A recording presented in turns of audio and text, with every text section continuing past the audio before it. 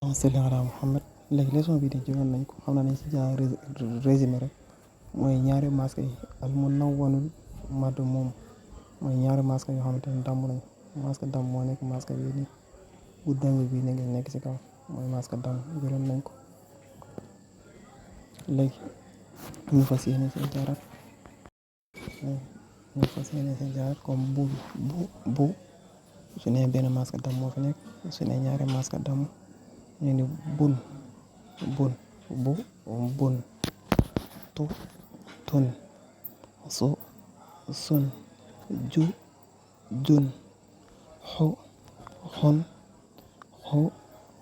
xun gis nga noonu lañ koy jàppe comme cha aw bun chaw bun sa aw tun saw tun xa ar shun xar sun da ar sun dar sun dañuy lii rek léegi ñu continuer wax leen al munawwanul maksur ñaari masque kasra waxoon ñu masque bi nekk ci suuf al munawwanul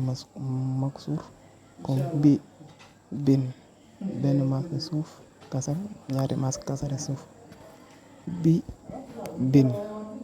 ti tin si sin ji jin xi xin xi xin comme exemple din zin rin jin sin shin léegi da ngeen mën a continuer mu jeex da ngeen mën a continuer parce que dañuy lire jawalun alin alin jabalun alin zar'un namin zahrun zahin shawbun balin léegi ñu continuer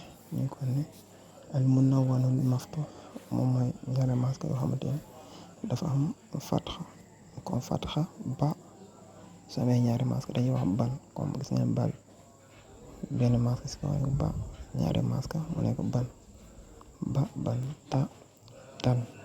sha shan ja jan xa xan xa xan noonu la koy defee rek xa azban sha aw tan shawtan xa ar shan xarshan la aw xan law xan ñaari masque ni ñu ko bind dafa xaw a sew nag dinañ si bàyyi xel bu baax a dafa xaw a sew léegi ñu kon ne allahumma salli ala Muhammad wa ala alihi wa sahbihi